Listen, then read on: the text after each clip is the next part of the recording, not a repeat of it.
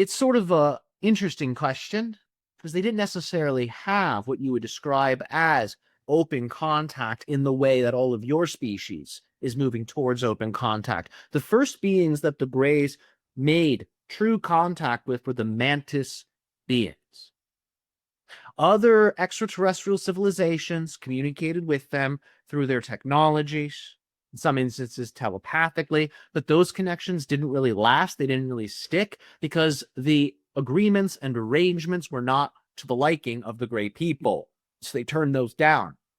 The real contact began when they accepted the assistance of the mantis beings, who represent that feminine balance to the reptilian masculinity.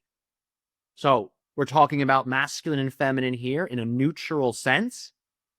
The mantis beings are more about creating life, nurturing life.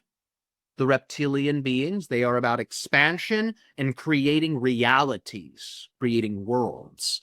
So there's sort of an inner and outer balance that the mantis and reptilian beings play. We have described them as two of the most ancient species within this universal body. The beings of Arcturus, which you call ancient Arcturians, they are also incredibly ancient, and they migrated to that modern abode that you call the Arcturus system.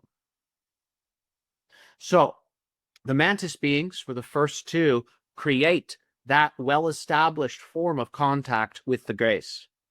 This occurred later in the Greys' timeline.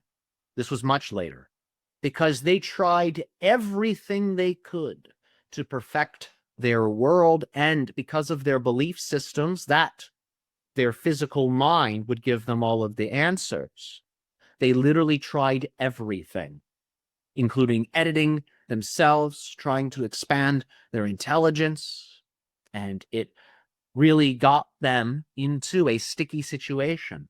It's like they sunk deeper and deeper and deeper into quicksand till they were up to their head and neck. And all that was left was the brain.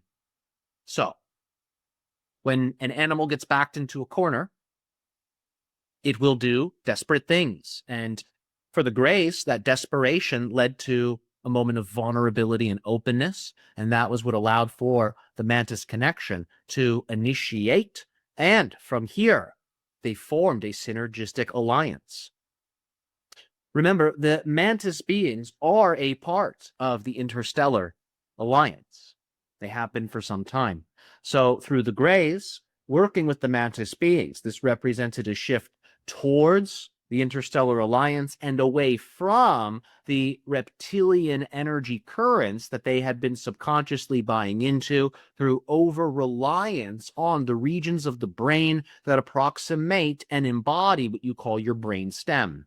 It's where most of them were operating from. They literally sunk lower and lower and lower until they were operating from that basal level of consciousness while still possessing their intellectual knowledge, which sort of shielded them from recognizing that they were moving further and further away from their true balance point. That occurred, the mantis connection occurred much later in their timeline. That was near the decline.